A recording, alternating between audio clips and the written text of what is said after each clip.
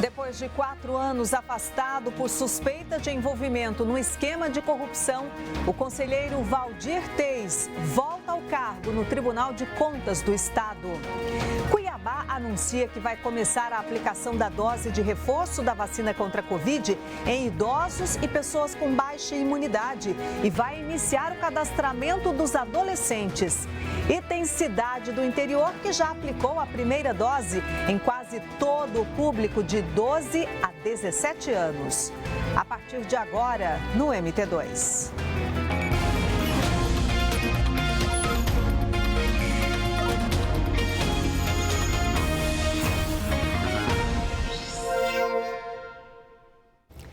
Olá, boa noite. Um esquema de comércio ilegal de peças de caminhões foi desarticulado hoje no estado pela Delegacia Especializada em Roubos e Furtos de Rondonópolis. Os policiais estimam que a associação criminosa chegou a movimentar cerca de R$1 milhão. Em Rondonópolis e Cuiabá foram cumpridos 3 mandados de busca e apreensão domiciliar. A Operação Mercado Paralelo desarticulou uma associação criminosa responsável por furtos e receptação de peças de caminhões no estado. 4 pessoas já foram presas. A investigação estima que os crimes praticados pela quadrilha chegaram a R$1 milhão em peças furtadas. As investigações tiveram início em agosto deste ano, depois da prisão de 2 suspeitos apontados como os maiores especialistas no furto de peças de caminhões em Mato Grosso. Durante a apuração, a equipe da Delegacia Especializada de Roubos e Furtos descobriu que 2 empresas aqui de Rondonópolis, do ramo de peças, comercializavam o material furtado. O alvo dessa quadrilha eram peças bem específicas, que possuem alto valor de mercado. São os chamados módulos do caminhão, módulo de motor, módulo ar, servo de embreagem, módulos de iluminação. Então são peças pequenas, mas que possuem um alto valor agregado no mercado. Algumas delas custam em média R$20 mil e eram vendidas aí no mercado paralelo por essas empresas por valores bem inferiores ao preço de mercado. Você vai ver agora imagens impressionantes registradas hoje em Várzea Grande. A carroceria de um bitrem se soltou e atingiu 2 casas. As câmeras de segurança gravaram o acidente no bairro Jardim Icaraí. As imagens de um imóvel localizado na mesma rua mostram a carroceria descendo sozinha pela rua e 3 homens correndo atrás em desespero. O vídeo, gravado em outro ângulo, mostra a parte desgovernada descendo a rua e passando por um cruzamento. 10 segundos depois, passa um carro na mesma esquina.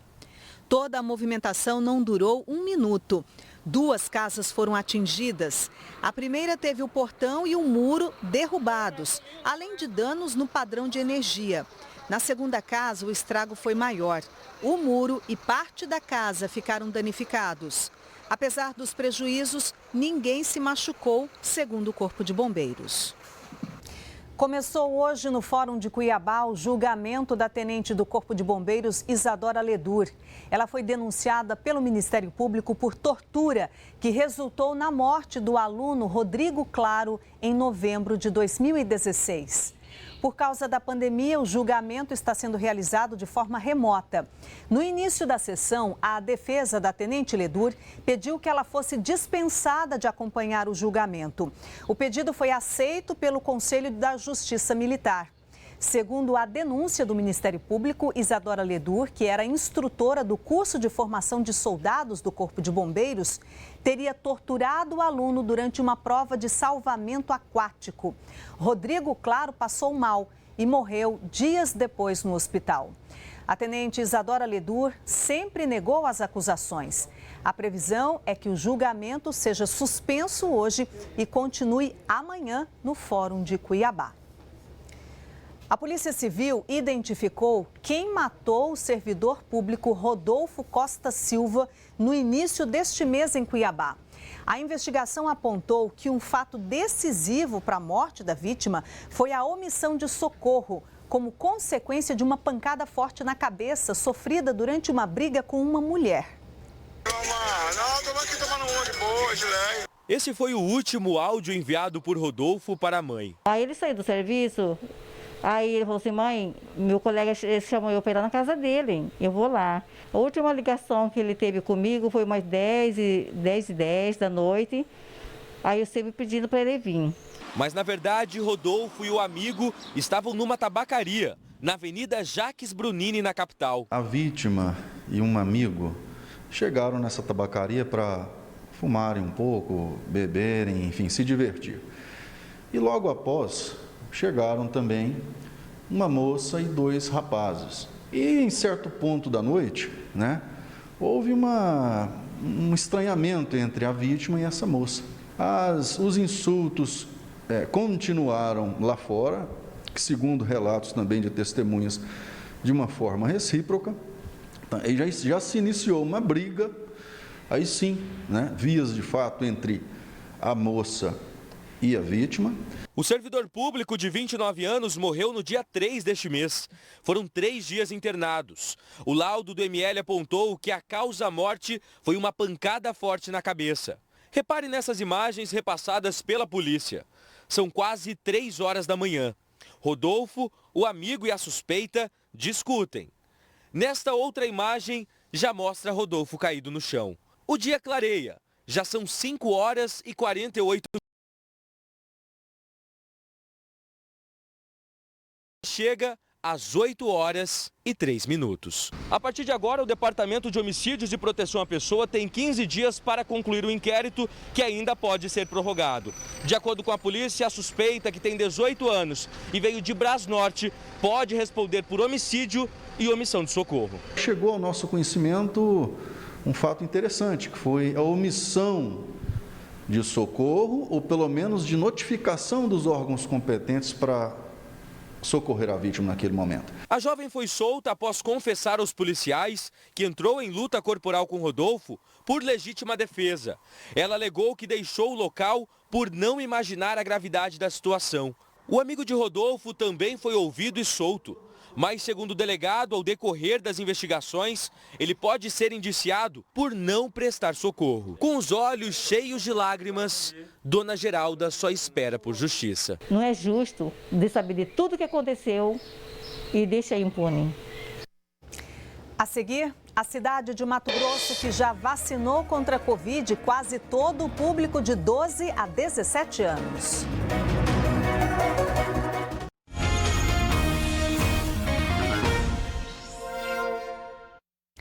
A Prefeitura de Cuiabá anunciou que na segunda-feira vai abrir o cadastro para vacinação contra a Covid para adolescentes de 12 a 17 anos. A aplicação das doses vai começar pelas jovens grávidas ou que estejam amamentando. Depois, os adolescentes com deficiência permanente ou comorbidades. Em seguida, os que cumprem medida socioeducativa. Só depois, as doses serão aplicadas nos demais adolescentes. E tem mais novidades na campanha de imunização. A Bárbara Fava, ao vivo, vai explicar para a gente. Oi, Bárbara, boa noite. Oi, Luzimar, boa noite a todos. Então, além desse cadastro no site para os adolescentes, Cuiabá também vai iniciar a aplicação das doses de reforço para os idosos acima de 85 anos e para as pessoas imunossuprimidas, que são aquelas que têm baixa imunidade, como, por exemplo, transplantados, pessoas que estão fazendo tratamento contra o câncer e pessoas com HIV, por exemplo. As pessoas acima de 85 anos devem ter tomado a segunda dose há pelo menos 6 meses. Já as pessoas com baixa imunidade devem ter tomado a segunda dose há pelo menos 28 dias para então receber a dose de reforço. Os idosos acima de 85 anos podem vacinar com a dose de reforço em qualquer polo de vacinação, como por exemplo esse que eu estou aqui no Senai Porto, né? E as pessoas com baixa imunidade também. Lembrando que os idosos acima de 85 anos devem levar o cartão de vacina e um documento com foto.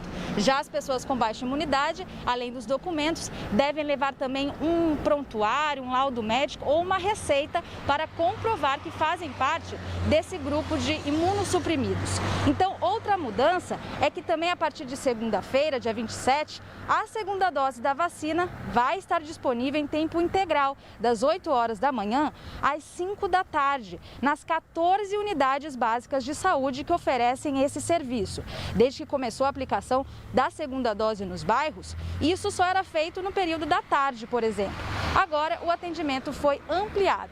Então, essas novas medidas que eu citei aqui vão começar a valer a partir de segunda-feira, dia 27. Luzimar. Muito obrigada, Bárbara.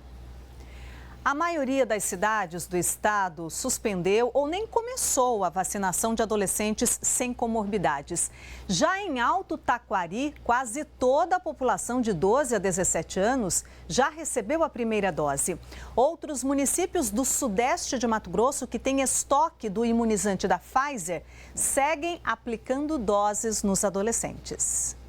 Campo Verde hoje está vacinando adolescentes com mais de 13 anos. Mesma faixa etária vai receber a primeira dose em Jaciara, que nesta quinta-feira também retomou a vacinação de adolescentes sem comorbidades. A maioria dos municípios do sudeste de Mato Grosso está esperando doses da Pfizer que foram prometidas para serem enviadas pelo Ministério da Saúde a partir do último dia 15, para vacinar adolescentes com e sem comorbidades, mas que até agora não chegaram. Já Alto Taquari, que não parou a vacinação desse público, já vacinou praticamente todos os adolescentes da cidade. Completamos toda a população acima de 12 anos com pelo menos a primeira dose. Mas, porventura, alguém ficou sem tomar essa dose por algum motivo, semana que vem faremos também outras repescagens.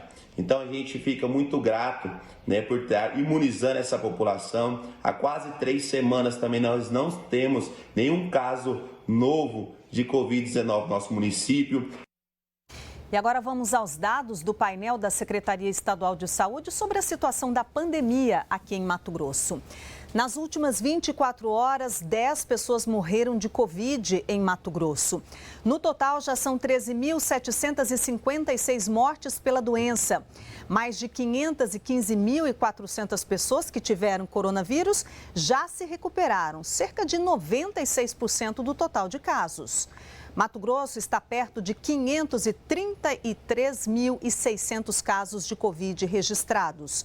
Foram 446 novos casos diagnosticados de ontem para hoje. A taxa de ocupação de leitos nas UTIs na rede pública está em 37,87%. Hoje são 233 leitos pelo SUS disponíveis no estado. Segundo o Ministério da Saúde, Mato Grosso tem registrado uma média diária de 580 casos de Covid nos últimos 14 dias, queda de 17% em comparação com as 2 semanas anteriores. A média móvel de óbitos está em 12 mortes diárias, queda de quase 11% nas 2 últimas semanas. O governador de Mato Grosso esteve hoje em Rondonópolis e afirmou que o estado já tem recurso financeiro para retomar as cirurgias eletivas, aquelas que não são de urgência. Os procedimentos foram suspensos em março do ano passado por causa da pandemia. O governador Mauro Mendes chegou cedo em Rondonópolis e participou do encontro regional de lideranças comunitárias. Na prefeitura, ele falou sobre saúde pública.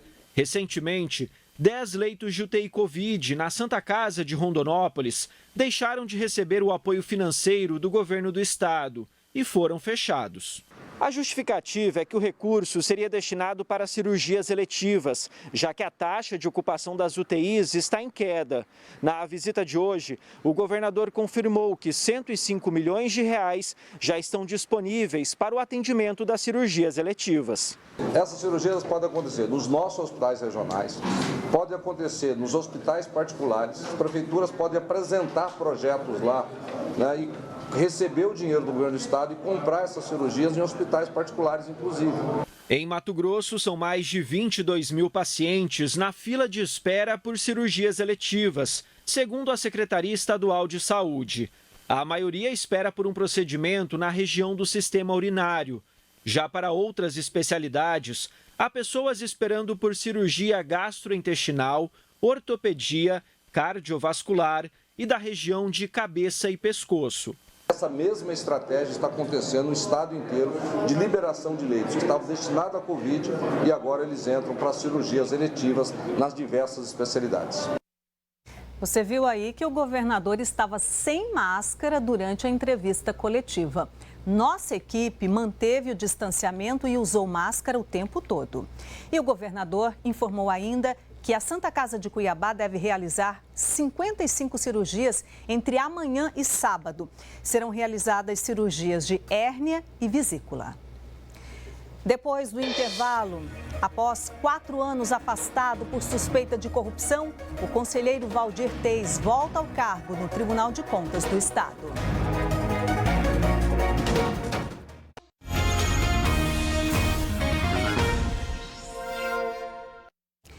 Depois de 4 anos afastado do Tribunal de Contas do Estado, o conselheiro Valdir Teis foi reconduzido ao cargo hoje em cumprimento a uma decisão do Superior Tribunal de Justiça. Ele é um dos investigados num suposto esquema de corrupção para aprovar obras que teriam irregularidades na Copa de 2014. A posse foi dentro de um gabinete a portas fechadas. Os únicos registros do retorno de Valdir Teis ao tribunal são 2 fotos divulgadas pela assessoria de imprensa. Valdir Teis ficou exatos 4 anos fora do TCE. Ele e outros 4 conselheiros foram afastados em setembro de 2017 pelo Supremo Tribunal Federal por suspeitas de terem participado de um esquema de corrupção para fazerem vistas grossas a supostas irregularidades e assim não prejudicarem os andamentos das obras da Copa do Mundo de 2014. Eles teriam recebido 53 milhões de reais em propina. Quem contou essa história foi o ex-governador Silval Barbosa, em delação premiada durante as investigações da Operação Ararate. Em fevereiro deste ano, a Justiça permitiu o retorno de 3 desses conselheiros, José Carlos Novelli, Walter Albano e Antônio Joaquim. Sérgio Ricardo permaneceu afastado porque também responde à acusação de ter comprado a vaga de conselheiro no TCE. E Valdir Teis também continuou fora por causa de uma denúncia de tentativa de obstrução de justiça quando desceu correndo 16 andares do prédio do escritório dele em junho do ano passado durante uma operação da Polícia Federal. O policial o flagrou rasgando folhas de cheque e as jogando na lixeira. Para o Ministério Público, a volta dele ao tribunal compromete as funções de fiscalização e controle de despesas da administração pública e que a atitude de Valdir é incompatível com a honradez do cargo que ocupa, que é equivalente ao de um magistrado, ou seja, de um juiz de direito. Mas para o ministro Raul Araújo, do Superior Tribunal de Justiça, que derrubou todas as medidas que o impediam de voltar, descer as escadas correndo foi um ato de improviso, impulsionado pelo desespero de quem estava encurralado pela polícia.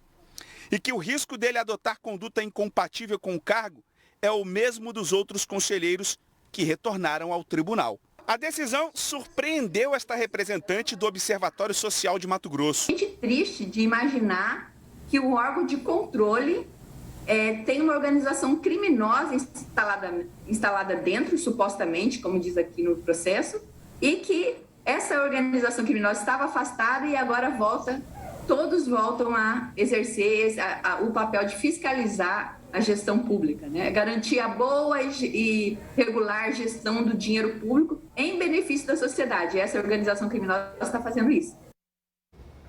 Em nota, a assessoria de imprensa do Tribunal de Contas do Estado informou que o órgão cumpriu a decisão do Superior Tribunal de Justiça de reintegração de Valdir Teis ao cargo.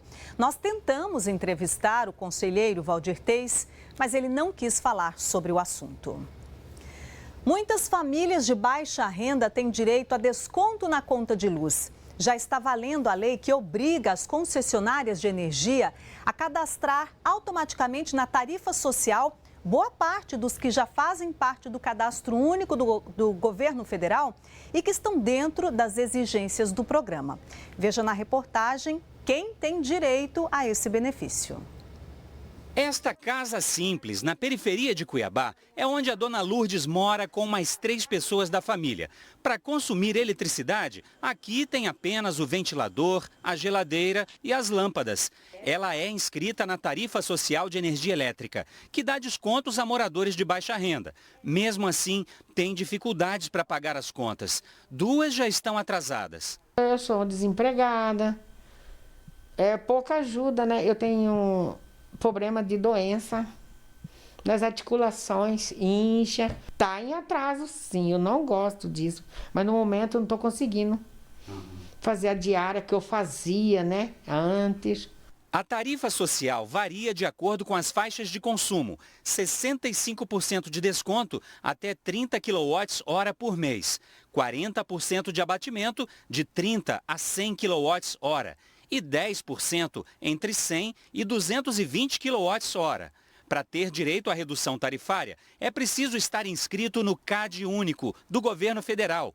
É o cadastro de todos os que recebem pelo menos um dos mais de 20 benefícios de assistência social, como o Bolsa Família, por exemplo. Dos que estão cadastrados, uma boa parte tem direito à tarifa social. A tarifa social, ela usa os dados do cadastro único para a seleção, né, de famílias no cadastro único com até meio salário mínimo per capita, famílias incluídas no cadastro único que tenham em sua composição pessoas que demandem tratamento com aparelhos, né, que demandem consumo de energia elétrica, famílias indígenas e quilombolas e famílias beneficiadas do benefício de prestação continuada, o BPC. A dona Inês, de 70 anos, está inscrita no CAD Único, mas não sabe o que tem que fazer para receber os abatimentos na tarifa de energia elétrica. Eu não sei nada.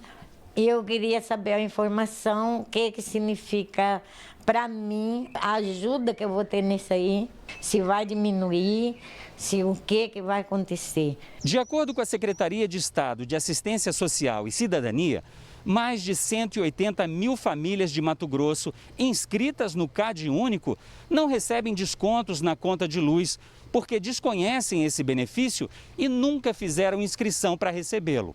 Agora, uma nova lei federal obriga as empresas distribuidoras de energia elétrica a cadastrar automaticamente na tarifa social todas aquelas pessoas que já fazem parte do CAD Único.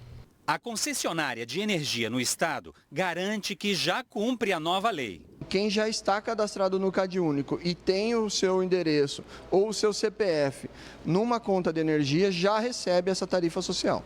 Mas para não perder a tarifa social, é preciso manter os dados do cadastro único sempre atualizados. Sempre que houver uma modificação no núcleo dessa família, é importante que a família vá, principalmente quando há nascimento, falecimento, mudança de escolaridade, mudança de trabalho em renda, mudança de domicílio e de município. É importante que a família vá e atualize esses dados no CRAS mais próximo da sua residência.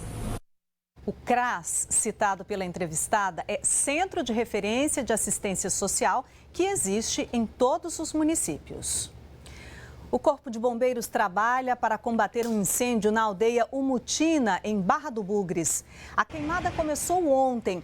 O local é de difícil acesso e, por isso, aviões agrícolas estão sendo usados para jogar a água do alto e tentar controlar as chamas. Bombeiros de Tangará da Serra, com a ajuda da Defesa Civil, também trabalham na aldeia. O município de Barra do Bugres enfrenta ainda uma crise hídrica e, por isso, a gestão decretou estado de calamidade e emergência. O MT2 termina aqui. Uma ótima noite para você. Tchau, pessoal.